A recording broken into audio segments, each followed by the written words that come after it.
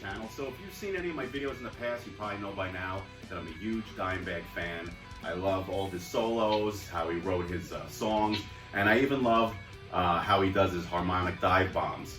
But I always had a problem kind of doing it the way that he did back when I first started playing guitar, and I still to this day, I don't particularly have the easiest time doing those dive bombs the way that Dimebag does. So I came up with this sort of unconventional way to do it that I kind of use to get the same results. So if you're having a problem doing those dive bombs that Dimebag did, maybe the way that I do it will help you. So let's take a closer look.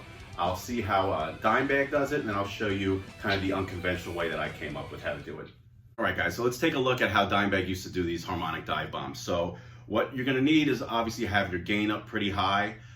If actually you want a little extra dirt in the sound, he, from what I understood, sometimes you just use a wah pedal when he did the dive bombs to add a little extra overdrive to it.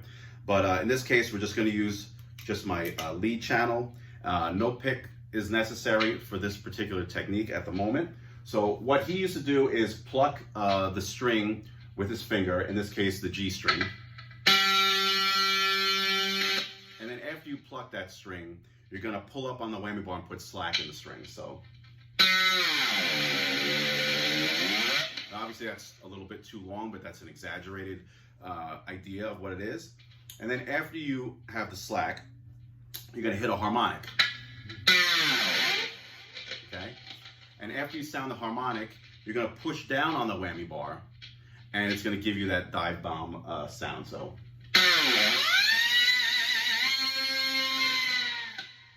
In this case, I'm using the 5th fret.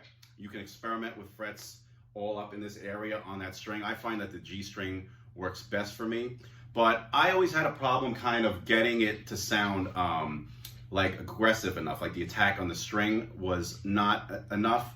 Maybe it was just the way that my fingers were, and even to this day, I kind of don't like it as much as the way that I do it. So for the way I do it is nice also because you can use a pick. You're actually picking the string instead of plucking it with your finger. So, but you also have to have the whammy bar facing up.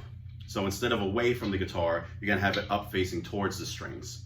And then what you're gonna do is you're just gonna pick the string and then push down on the whammy bar now instead of the opposite when it was around the other way. So you're gonna push down on the whammy bar, hit the harmonic on the 5th fret in this case, and then pull up on the whammy bar. So it's more like this.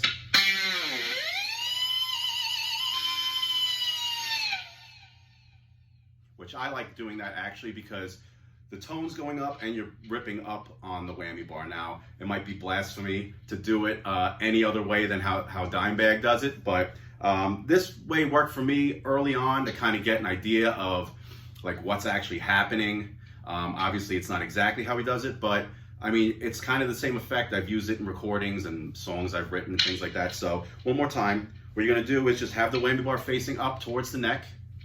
You're gonna kind of have your middle index finger on it. You're gonna pick the G string,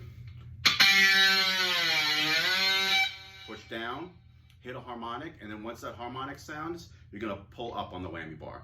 And you can use the wah pedal, like I said, to add a little extra distortion to it if that helps to make it sound a little bit easier. So be like this.